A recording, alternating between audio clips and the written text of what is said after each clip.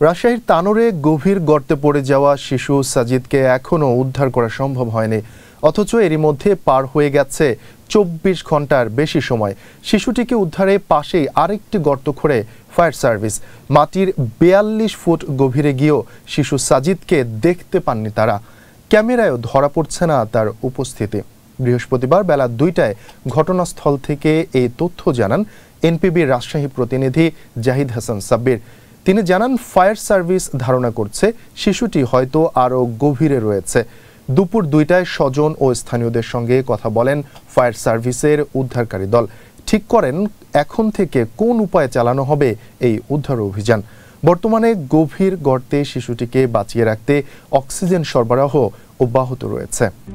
RICL TMX, যুগের পর যুগ স্থাপনা থাকে মজবুত। বুধবার বেলা ১টার দিকে তানোরে সাজিদ নামের ২ বছর বয়সী ওই শিশুটি গভীর গর্তে পড়ে যায়। শিশুটি তার মায়ের হাত ধরে কেটে নেয়া ধান ক্ষেতের মধ্য দিয়ে হেঁটে যাচ্ছিল। হঠাৎ সে গর্তে পড়ে যায়। সাজিদ উপজেলার কোয়েলহাট পূর্বপাড়া গ্রামের মোহাম্মদ রাকিবের ছেলে। রাকিব ঢাকায় একটি জুট মিলের ব্যবস্থাপক হিসেবে চাকরি করছেন। শিশুটির মা রুনা খাতুন জানান, বেলা ১টার দিকে মেজ ছেলে সাজিদের হাত ধরে তিনি বাড়ির পাশের একটি মাঠ দিয়ে যাচ্ছিলেন। এ সময় তার ছোট ছেলে কোলে ছিল।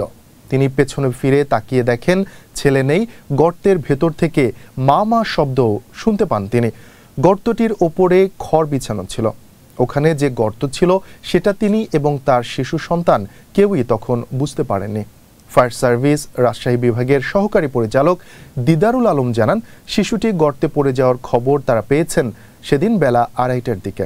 এসে দেখেন স্থানীয় লোকজন চেষ্টা করতে গিয়ে গর্তের ভেতরে কিছু মাটি ফেলেছেন।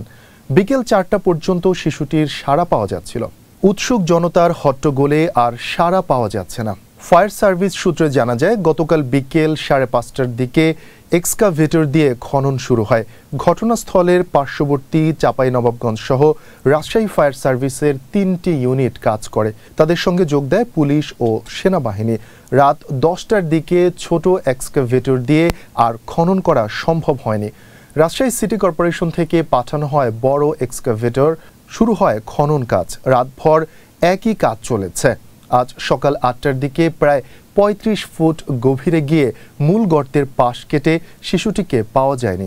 ধারণা করা হচ্ছে শিশুটি আরও গভীরে চলে গেছে। ঘটনাস্থল থেকে ফায়ার সার্ভিসের পরিচালক লেফটেন্যান্ট কর্নেল তাজুল ইসলাম বলেন, বিশ্বের কোথাও এমন কোনো প্রযুক্তি নেই এত গভীর গর্ত থেকে তাৎক্ষণিক কাউকে উদ্ধার করবে। গর্তটি প্রায় ২০০ ফুট গভীর। নিরাপত্তার খাতিরে আমরা পাশে গর্ত করে অনুসন্ধান চালাচ্ছি। বিভিন্ন উন্নত দেশেও এত গভীরে পৌঁছাতে ৭৫ থেকে ৭৮ ঘন্টা সময় প্রয়োজন হয়। স্থানীয়রা জানান, গ্রামটিতে ভূগর্ভস্থ পানির স্তর অনেক নিচে নেমে গেছে। এই এলাকায় এখন গভীর নলকূপ বসানোর বিষয়ে রয়েছে নিষেধাজ্ঞা।